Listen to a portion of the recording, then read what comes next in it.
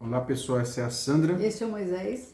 Se inscreva no nosso canal, deixe o seu like lá, deixe o seu joinha, compartilhe o nosso vídeo com seus irmãos da igreja, amigos, familiares. Isso vai ajudar muito a gente, tá bom? Então, na Europa, né? Isso, nós estamos na igreja de Tiatira ainda, mas já estamos terminando.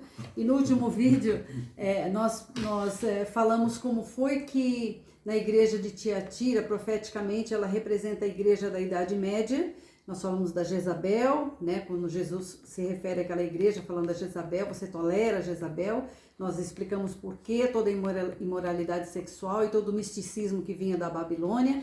E nós terminamos o outro vídeo explicando que, na medida em que o Império Romano foi enfraquecendo e quebrou com a invasão dos bárbaros, a igreja cristã na época estava fortíssima, era uma autoridade ali no Ocidente e também no Oriente, né? Tinham 5 centros muito importantes, que era Jerusalém, Constantinopla, Antioquia, Alexandria no Egito e Roma. Então, tinham 5 centros muito importantes do cristianismo nessa época, né? Parece uma revisão de prova, né? Que a Sandra está fazendo.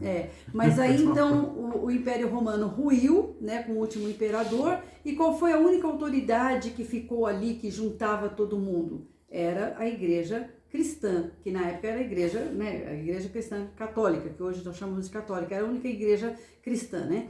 Então, os bárbaros começaram a invadir tudo e nós sabemos que ali teve que haver algumas alianças e alguns acordos vantajosos aqui e acolá. Então, como é que a igreja lidou com isso? É isso que nós vamos ver nesse vídeo de hoje, porque é exatamente como que ficou a Europa, tá? Bom, vamos lá.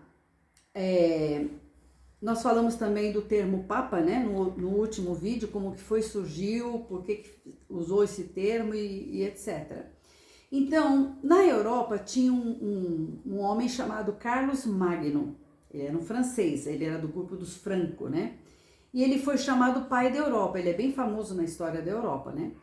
E esse Carlos Magno foi chamado, ele era ali dos francos, que hoje são os franceses, ele foi chamado lá no Vaticano, pelo Papa. Para quê? Ele foi chamado lá para ser coroado pelo Papa Leão III. E ele ficou bem surpreso. Então eu quero que vocês imaginem aqui o poder que a igreja tinha para convocar um líder ali, de um daqueles grupos, e coroar ele como rei e dizer, você tem agora autoridade aqui. Nós não temos, né? Nós não temos essa autoridade de sair governando e coisa assim, né? Mas, ou seja, nós colocamos você para fazer isso, entendeu? Aqui, ó, no mesmo patamar, ou assim até, a igreja dominando aquele rei, de certa forma, né? Muitos casos. Né? E quem era Carlos Magno? Carlos Magno era filho de Pepino. Quem era Pepino? Rei dos francos. Quem eram os francos? O que hoje são os franceses. O Papa Estevão II, lá para mais ou menos 750, por aí, ele pediu para o pai do Carlos Magno, que é o Pepino, para liderar o exército dele na Itália para expulsar os lombardos, que era um povo germânico, né? Que tinham invadido a Itália, porque lembra que os bárbaros foram invadindo tudo? Então, tinha os alamanos, tinham os lombardos, né? Que eram tudo ali povo germânico. E eles tomaram a Itália. Então, esse Papa estava muito chateado com isso e pediu para o Pepino, falou, você é um rei forte aí, junta teu exército, vamos expulsar esses caras aqui e tal. E foi o que aconteceu, o Pepino teve sucesso, né? E o que ele fez? Grande parte da Itália ele deu para quem? Para o Papa. E aí começou o Estado Papal. Vocês estão entendendo a sede de poder que esses líderes cristãos tinham? Gente, não tinha nada a ver com a igreja isso, né? Mas, então, foi um domínio temporal, mas que durou 1100 anos. Não é pouca coisa, certo? E os papas tiveram esse estado papal, que era quase a Itália toda, até o rei Victor Emanuel. Quando veio o Victor Emanuel, ele devolveu as terras para a Itália. Isso lá em 1870 já. Meu Deus. 1870, acho que era o tempo do meu avô.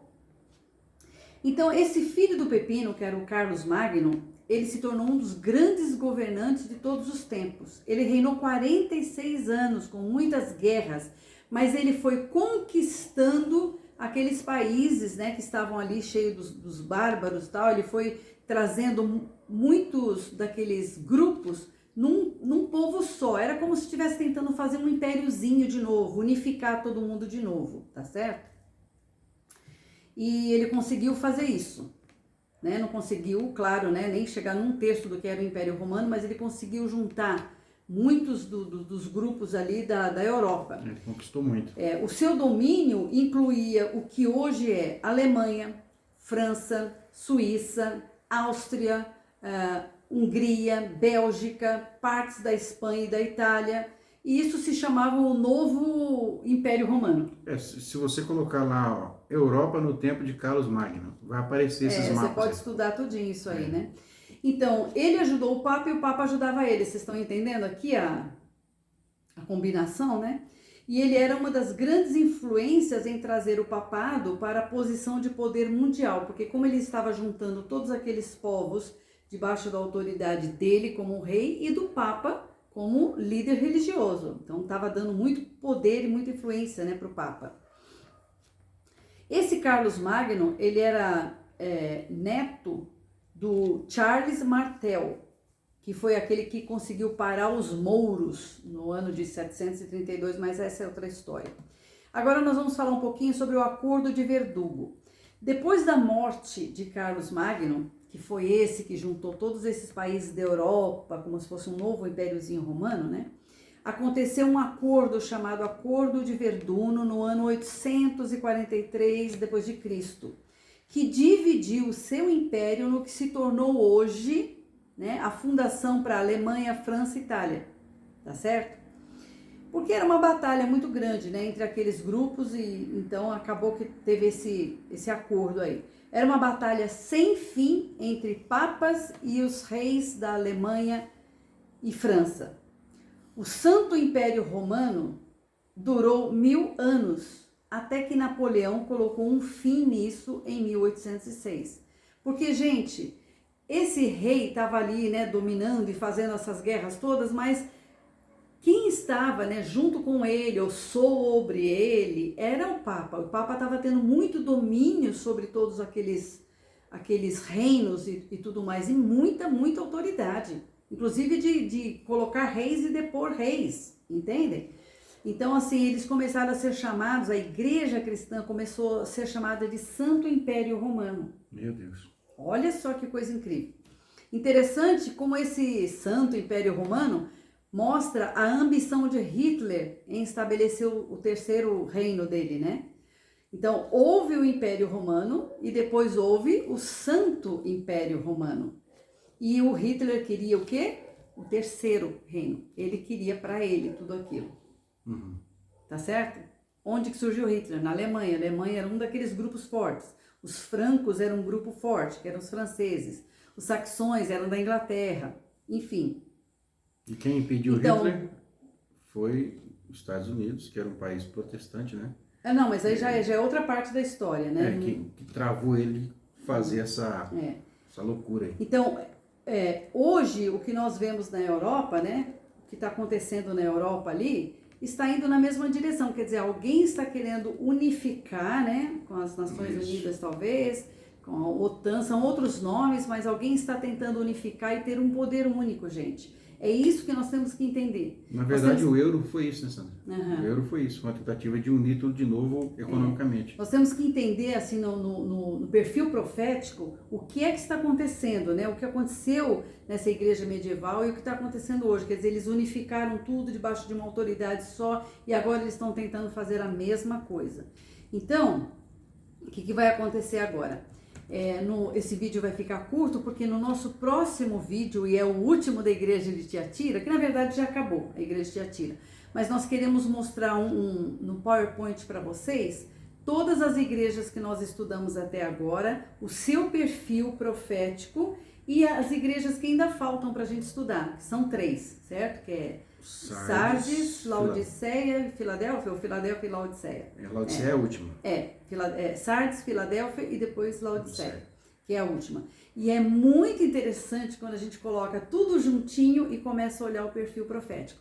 Então, no próximo vídeo, nós vamos olhar esse PowerPoint, dar uma geral aqui, explicar um pouquinho o quadro, e nós já vamos para a igreja de Sardes, porque a igreja de Sardes, de Filadélfia e Laodiceia, elas estão numa posição diferente das outras 4 que nós já estudamos. Aquelas outras 4, todas as promessas de Jesus para aquelas igrejas era pós-script, PS.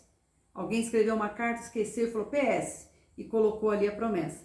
Essas 3 que ainda faltam é diferente.